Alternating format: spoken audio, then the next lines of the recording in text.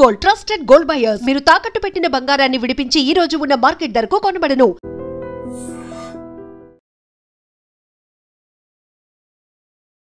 కొద్ది రోజుల క్రితం ఆయన ఈ వరి గురించి కూడా మీ మీద ఆరోపణలు చేశాడు చిరుమర్తి లింగయ్య. ఏం వరి? ఆయన ఎవరో అమ్మితే వాళ్ళకు అమ్మకుండా చేశాడు, ఒక రైతు తీసుకెళ్తే అక్కడ టోకన్ ఇవ్వకుండా చేశాడు, ఎమ్మెల్యే ఫోన్ చేసి ఈ గిట్టుబాటు ధర దగ్గర గోడౌన్ ఫోన్ చేసి మా తీసుకోకుండా చేశాడు. ఇంద్రపాలన అంటే ఎంత భావదారిద్ర్యం అంటే వీళ్ళది. నా నియోజకవర్గ ప్రజలు, మంచి ప్రశ్న, నా నియోజకవర్గ ప్రజలందరూ కూడా తెలవాలి. రైతాంగం మొత్తము కల్లాలలో ఒడ్లు పోసి కొంచెం అవి వర్షం వచ్చి తడిసి రంగు మారి కొంచెము ధూళి ఈ తాలు ప్లస్ పొట్టు ఇది మన గడ్డి ఉండేసి తూర్పార పట్టుకుంటూ 20 రోజులు 25 రోజులు 30 రోజుల నుంచి ఇబ్బంది పడతాం రైతులంతా. నాకు తను మాట్లాడిన దాకా అక్కడ ఏం జరిగిందో విషయం తెలియదు. తర్వాత నేను కలెక్టర్ గారికి అక్కడ ఉండేటువంటి ఆఫీసర్స్ ఫోన్ చేసి తెలుసుకున్నాను. ఏ కళ్ళంలోకి ఒడ్లు వచ్చినా ఎంట్రీ రిజిస్టర్ ఉంటుంది. అంటే నీ కళ్ళంలో నీకు ఒడ్లు పోసినప్పుడు ఎంట్రీ రిజిస్టర్లో మెన్షన్ చేస్తారు, ఈరోజు పలాను వాళ్ళ ఒడ్లు, పలాను వీరేశం, పలాను శ్రీనివాస్ అన్న ఒడ్లు వచ్చినాయి అని చెప్పేసి సీరియల్ నెంబర్ రాస్తారు. మ్యాచర్ చూస్తున్నప్పుడు కూడా ఈరోజు మ్యాచర్ చూసినప్పుడు నీకు మ్యాచర్ పర్సంటేజ్ ఎంత ఉందో వేసుకుంటూ పోతుంటారు డైలీ. ఇది ప్రాసెస్. నీకు ఎన్ని గన్ని బ్యాగ్స్ ఇచ్చినాయో రాస్తారు. ఆయన చెప్పినటువంటి క్యాండిడేట్ జగదీష్ రెడ్డి గారి వల్ల బంధువు. ఆయన ఒరి కోసిండు. ఒరి కోసేసి ఏం చేసిండు, ఆయన ఇంటికాడనే కుప్ప పోసుకుండు. అదే రోజు ఇంటికాడ కుప్ప పోసుకుండు. నైట్ 10 గంటల తర్వాత కళ్ళంలోకి వచ్చేసి బస్తాలు తీసుకొని పోయేసి, కాటా తీసుకొని పోయేసి ఆడ బస్తాలు నింపి జోకి డైరెక్ట్ ఆనించటే మిల్లుకి తీసుకొని పోయి, ఆ మిల్లు అయినా నాకు కేటాయించిన టార్గెట్ కంప్లీట్ అయిందని చెప్పేసి అక్కడున్న ఒడ్లని హనుమకొండకు పంపుతావు. ఈ రైతులు పోయేసి మా ఒడ్లు హనుమకొండకి ఎట్లా పంపుతావు, మా మ్యాచర్ వచ్చినాయి, మేము 20 రోజులు ఎండబెట్టుకొని అమ్మినాము, ఇప్పుడు కోసినాయి ఏ ప్రాతిపద ఎగబట్టలేదు, మ్యాచర్ రాలేదు, ఎట్లా పోతావు, అవి కొన్నప్పుడు మాయ కొనాలని చెప్పేసి రైతులు ఆపేసిన తర్వాత వీళ్ళు ఏం చేయాలి, మేము పచ్చి అమ్ముకుంటున్నాం, 1 కేజీ 2 కేజీలో తగ్గించేసి అమ్ముకుంటున్నాం అని ఏదో తిప్పల పడాలి. ఇప్పుడు నేను కూడా ఉన్నాను, నేను కూడా పచ్చొడ్లు అమ్ముకోవాలనుకున్నప్పుడు దాన్ని తగ్గించేసి అమ్ముకుంటే ఏదో తిప్పల పడతాం. నేను మార్కెట్లో పోయాలనుకున్నప్పుడు మార్కెట్లో ఎండబెట్టి మ్యాచర్ వచ్చినాకనే పంపుతాం, లేదు బాయికన్నా ఎండబెట్టుకుంటాం, తీసుకొచ్చేసి ఇది చేసేస్తాం. దీన్ని చేసుకోవడం చేతగాక లారీ ఆపిరు దించిరు అంటే లారీ ఓడెత్తాలి, కాట ఓరేయాలి, ఎక్కడ కొనాలి ఒడ్లు, ఐకేపీ సెంటర్లో పిఎస్సి సెంటర్లోనో కొనాలి. అంటే నువ్వు ఒక పెద్ద పటేలు మంత్రి గారి మాజీ మంత్రి గారి వల్ల బంధువు అయినంత మాత్రాన నీ వర్షన్ పోయంగానే నీ బాయికాడికి వచ్చుకుంటారా? అంటే రైతులకు ఒక న్యాయం, నాయకులకు ఒక న్యాయమా? ఇది మళ్ళీ ఎటో పోతుంది అని చెప్పేసి ఆడ టీఆర్ఎస్ గ్రామశాఖ అధ్యక్షుని పేరు రాపిస్తారు, ఈ ఒడ్లు ఆయనే అని. ఆయనకి ఎన్ని ఎకరాల భూమి ఉంది, ఎన్ని పుట్టొడ్లు అయితే అని ఆ ఊరోళ్ళకి తెలియదా? ఇదంతా చేసేసి ఓట్లు దించలేదు. నువ్వు కొట్లాడింది రైతుల ఓట్ల కోసమో పేదవాని ఓట్ల కోసమో కాదు. మీ నాయకుని ఓట్లు కళ్ళంలోకి రాకుండా నేరుగా మిల్లుకు పోవాలి, మ్యాచర్ రాకుండా మా ఒడ్లు కొనాలి, దీన్ని తూర్పార పట్టకుండా మా ఒడ్లు కొనాలి, మేము ఆడించి ఆడికి మా ఇంటికే వచ్చి బస్తాలు నింపాలి, మా ఇంటికే వచ్చి కాటా వేయాలి, మా ఇంటికే వచ్చి లోడ్ పెట్టుకొని పోయి కొనాలి అనేటువంటిది వాళ్ళ సిస్టమ్. మళ్ళీ వాళ్ళ సిస్టమ్ కదా అయినప్పుడు అది ఎట్లా కరెక్ట్ అవుతుంది? ప్రజలు ఎట్లా ఊకుంటారు, రైతులు ఎట్లా ఊకుంటారు, రోజుల తరబడి కళాల్లో ఉండేటువంటి రైతులు ఎట్లా ఊకుంటారు? రైతులేమో హనుమకొండ పోయి అమ్ముకోవాలి, వాళ్ళ ఓట్లేమో వాళ్ళ ఇంటికాడ లోడెత్తాలి, వాళ్ళ ఇంటికాడ కొనాలి, ఇక్కడ మిల్లులు అమ్మాలి. ఎట్లా కరెక్ట్ అది? ఈయన చేసిన పాపం మూలంగా నువ్వేం చేయాలి, మాజీ ఎమ్మెల్యే నీ ఇన్ఫ్లుయెన్స్ ఉపయోగించేసి పోయి 1 కేజీ 2 కేజీలు ఆ పచ్చి కట్ చేసుకొని కొనండి అని చెప్పేసి చేసుకోవాలి. అంటే నీకు లౌక్యం లేదు, వ్యవహారం తెలియదు, చేసుకునే పద్ధతి తెలియదు.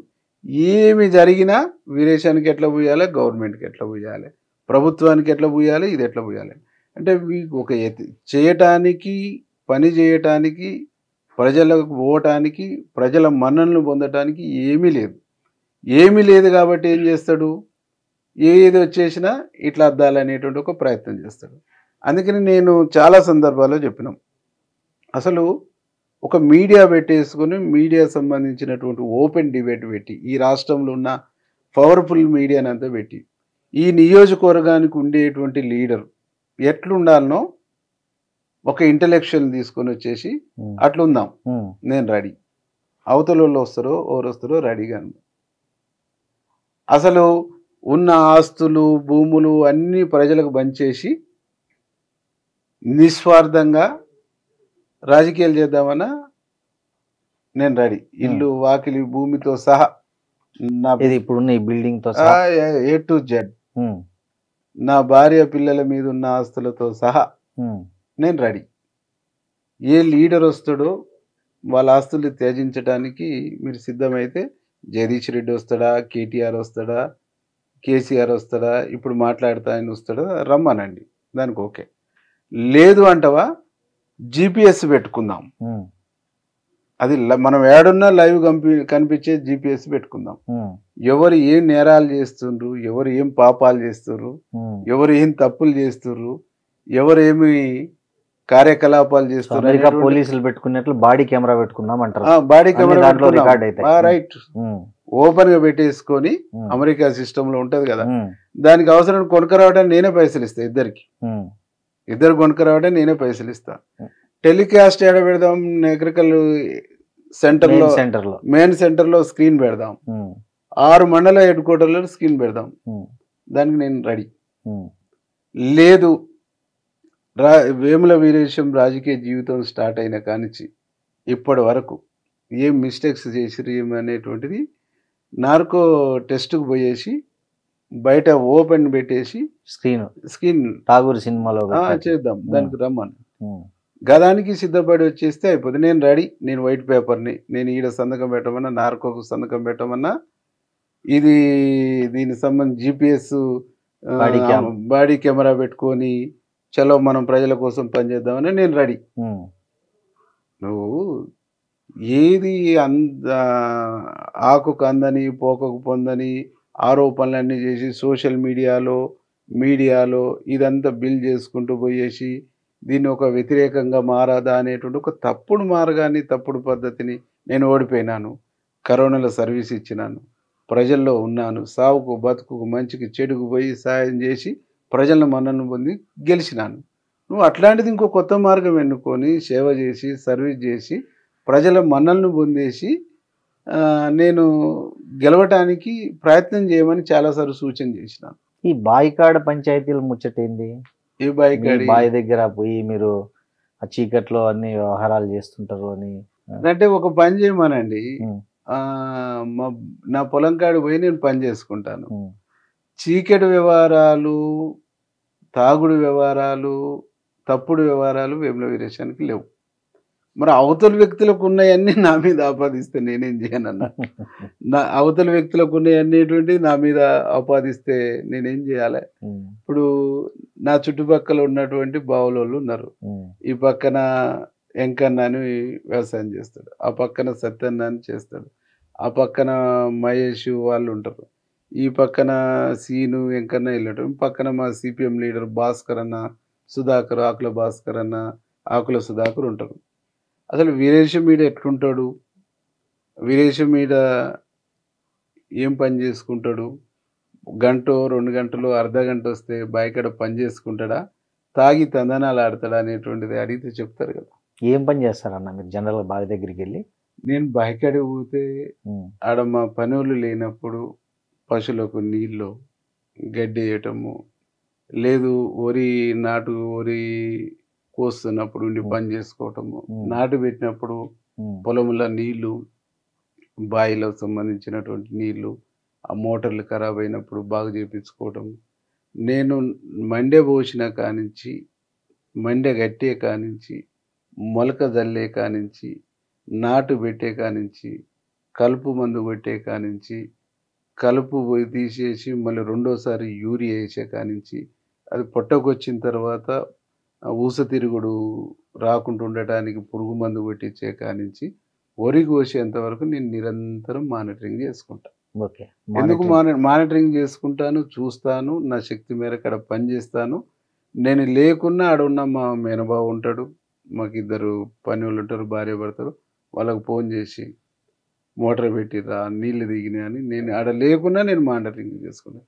ఎందుకంటే చిన్నప్పటి నుంచి నాకు వ్యవసాయం అంటే ఇష్టం. మా నాన్న వ్యవసాయ కుటుంబం. మా నాన్న మనిషికి ఒక 7-8 ఎకరాల 10 ఎకరాల భూమి ఇచ్చిండు. మా అన్నలకు ఇచ్చిండు, నాకు ఇచ్చిండు. మా పెదనాన్నకు భూమి ఉంది, మా బాబాయికి భూమి ఉంది. మాదంతా వ్యవసాయ కుటుంబం. కాబట్టి వ్యవసాయం అనేది మాకు పిచ్చి వ్యాపకం. నాకు వ్యవసాయం అనేటువంటిది పిచ్చి వ్యాపకం. ప్రజల కోసం పనిచేయాలనేటువంటిది కూడా ఒక వ్యాపకం. అంటే నేను అగ్రికల్చర్ను, రాజకీయాల్ని రెండింటిని కూడా సమపాలలో చూసేటువంటి వ్యక్తిని.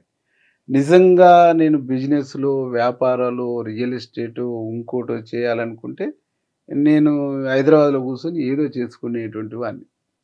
కాబట్టి నేను కష్టపడి ₹1 సంపాదించుకుంటాను. కష్టపడి ₹1 వచ్చిన దాన్ని 50-60 పైసలు నేను పబ్లిక్ ఖర్చు పెడతాను. నేను యాజ్ ఏ ఎమ్మెల్యే ఉండి ఒక స్కూల్ నడుపుతున్నాను, ఉచితంగా చదువు చెప్తున్నాను. యాజ్ ఏ ఎమ్మెల్యే ఉండి ఇప్పుడు మేము కొత్తగా ఒక 10 హై స్కూళ్ళల్లో 6th క్లాస్ నుంచి ఐఐటి ఫౌండేషన్ ఇవ్వటానికి దానికి మెటీరియల్, ట్యూటర్స్ని పెట్టేసి మేము వాళ్ళకు బేసిక్స్ ఇవ్వాలనేటువంటి ఒక ఆలోచన చేస్తాం. మీ ఉద్దీపన ఫౌండేషన్ ద్వారా. అంటే మేము చేస్తున్నటువంటిది ఎక్స్పోజ్ కాకుండా, మేము చేస్తున్నటువంటి దానికి మైలేజ్ రాకుండా, మేము చేస్తున్నటువంటి మంచిని పబ్లిసిటీ కాకుండా ఉండటానికి మా మీద నిత్యం అబద్ధాలు, నిత్యం అబండాలు, నిత్యం ఆరోపణలే. అందుకని నేను మీరు ఇంతకుముందు చెప్పినట్టు అమెరికాలో ఉన్నటువంటి ఒక సిస్టము ఆయనకోటి నాకోటి తలిగిచ్చేస్తే అది బయట సమాజం డిసైడ్ చేస్తుంది. ఇక ఎవరు ఎట్లాంటి వాళ్ళు అనేటువంటిది డిసైడ్ చేస్తుంది. అట్లా విదేశం అనేటువంటి వాడు అప్పు చేసుకుంటాడు తప్ప జీవితంలో తప్పు చేయడు. తప్పు చేయవలసినటువంటి అవసరం కూడా లేదు. ఎందుకు లేదు అని అంటే, నా పిల్లలు ఉండరు, మంచిగా చదువుకోరు. నా బిడ్డ ఎంబీబీఎస్ ఫస్ట్ ఇయర్ అయిపోయి సెకండ్ ఇయర్ ఫ్రీ సీటు ఏ కేటలో సీటు తీసుకుంది. నా కొడుకు యూకే పోయిండు, బీబీఏ చేసి వచ్చిండు. వాడు ఏదో బిజినెస్ ప్లాన్ చేసుకుంటుండు. కాబట్టి నా పిల్లలకు కోట్లాది రూపాయలు సంపాదించి పెట్టాలనేటువంటి ఆశ, ఆలోచన నాకు అస్సలు లేదు. నేను ఆ 30 ఎకరాల భూమి కొనుక్కున్న తర్వాత, ఆ భూమికి సంబంధించి రేటు వచ్చిన తర్వాత చాలా నేను దీని మీద ఇది చేసుకుంటాను. నాకేమన్నా ఏమన్నా పెట్టుబడి పెట్టి ₹1 కావాలనుకున్నప్పుడు దీన్ని కుదవబెడితే ఇన్ని పైసలు వస్తాయి, అవి తీసుకుపోయి వేరే కాడ పెట్టుకుంటే ఆడన్న ₹1 వస్తే నేను వచ్చిన ₹1 ఖర్చు పెట్టాలనేటువంటి కాన్సెప్ట్ ఉన్నటువంటి అని తప్ప కోట్లాది రూపాయలు కూడబెట్టేసి ఇది చేసి జలసాలు చేయాలి, ఇది చేయాలనేటువంటిది లేదు. నేను పుట్టిన కాంచి ఈ రోజు వరకు ఒక్క సింగిల్ డ్రాపు లిక్కర్ నాకు టచ్ కాలేదు.